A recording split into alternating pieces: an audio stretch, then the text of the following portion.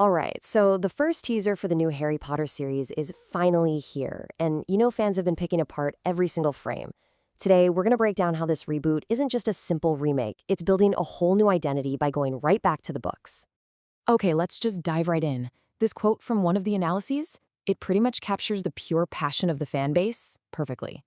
Because, really, the main takeaway from this teaser is that they are making a very deliberate choice to be different from the iconic films we all grew up with. So, first things first, it is crystal clear that the people making this show are carving out a totally unique identity for this adaptation. This is not just about getting a new cast or throwing in some modern special effects. No, this is a full-on, fundamental reset.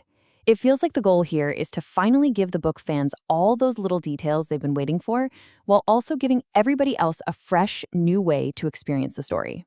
And one of the very first things they confirm for us is the timeline. The show is planting its flag firmly in the 1990s, just like the books. You see characters reading actual newspapers, not just scrolling on their phones. And that's a huge choice, right? It means they're avoiding a modern-day update and really trying to preserve that original feel. Now, this is where it gets really, really interesting. The teaser almost immediately starts showing off how loyal it's going to be to the books by putting in scenes and ideas that the movies they just left them out. Take this, for example. We see a shot of Harry getting relentlessly bullied at school. And that's not just a random moment. It's a direct nod to the concept from the books called Harry Hunting, which was this awful game that Dudley and his friends used to play. And this is so important because it shows they're committed to exploring the characters' struggles that were so central to the books. By really showing us how miserable Harry's early life was, his escape to Hogwarts just feels so much more powerful, Oh, and it doesn't stop there. Not by a long shot. This teaser is packed with these little details that just scream, we read the books. We're getting the tube scene with Harry and Hagrid, which was actually a deleted scene from the first movie. You can spot the tie from St. Gregory's, Harry's awful Muggle school. There are even little hints at the Gryffindor versus Hufflepuff Quidditch match. And get this, Professor Binns, the super boring ghost teacher. Okay, now let's talk about the main event, the castle itself. Because the show's new vision for Hogwarts is probably the biggest and maybe the most exciting visual change from the movies. I mean, you can really see the difference in the architecture. While the films gave us this huge, imposing castle made of cold stone, the new series is going for something much warmer, more organic, with a lot more wood. It honestly feels less like a fortress and more like a real, ancient, living, magical place. And they get this look through some really smart design choices. You can see tree trunks literally built into the walls. And the lighting, it's almost all coming from candles and torches and lamps, which gives everything this soft, warm glow. The whole vibe is just a feeling of stillness, like you're stepping into a place that's timeless. Right, so a new adaptation obviously means new faces and new designs for all the characters and magical items that we know and love. And the first few glimpses are already getting people talking.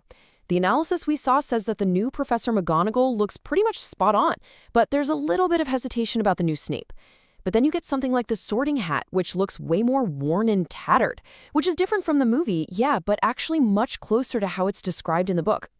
And this commitment to a new feel goes all the way down to the Quidditch gear.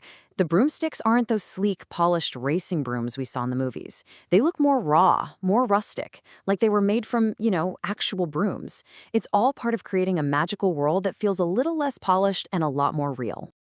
But here's the thing. Everything the teasers showed us is important, but what it didn't show us, that might be even more telling. It really feels like they're playing it smart here.